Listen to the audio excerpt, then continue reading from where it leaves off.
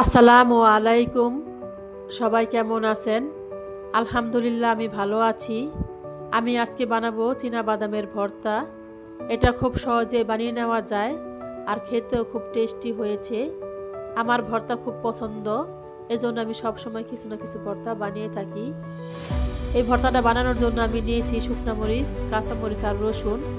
মরিচে অনেক সময় বালু থাকে, এজন্য আমি সবগুলো একসাথে ভালোভাবে ধুয়ে নিয়েছি। এখন অল্প আছে, এগুলো ভেজে নিতে হবে। এখানে আমি কোনো তেল ব্যবহার করব না। ভাজা আমার হয়ে গেছে, এখন আমি এগুলা নামিয়ে নিব।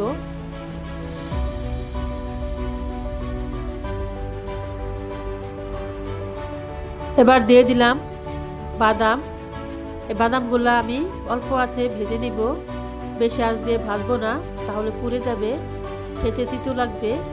বাদাম ভাজা আমার হয়ে গেছে। আমি এবার একটা খোসা ছাড়িয়ে চেক করে নিব কতটুকু বাদাম ভাজা হয়েছে, আর এগুলো ঠান্ডা করার জন্য অপেক্ষা করব।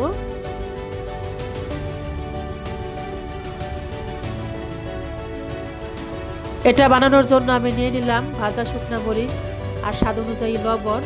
এটাকে আমি বেশি মিহি করব না, আধা ভাঙ্গা করে গুঁড়ো করে নিব।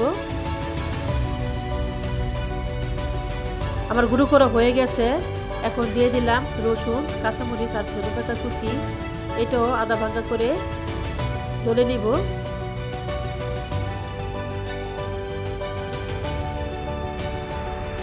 এবার এখানে দিয়ে দিব বাদামগুলো আমি খোসা ছাড়িয়ে নিয়েছিলাম। সবগুলো বাদাম একসাথে নিয়ে নিলাম, আর এবার এগুলাকে গুঁড়ো করে নিব। এখানে আমি কোনো পানি ব্যবহার করব না। এই বাদামটা ঝরঝরে হবে।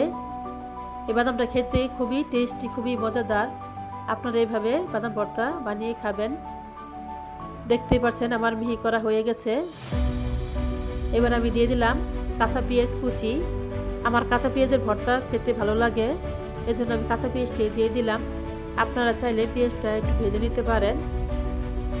আমার পেঁয়াজটাও ডলা হয়ে গেছে। এখন এর মধ্যে আমি সরষের তেল দিয়ে ভালোভাবে মাখিয়ে নিব।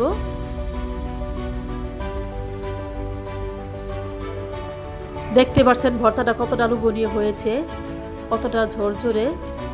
এই ভর্তাটা খেতে খুবই টেস্টি হয়েছে, অসাধারণ একটি ভর্তা। আমার এই ভর্তা বানানোটা ভালো লেগে থাকলে একটা লাইক দিয়ে দিবেন, একটা সাবস্ক্রাইব করে দিবেন। আর সবাই ভালো থাকবেন। আসসালামু আলাইকুম। আল্লাহ হাফেজ।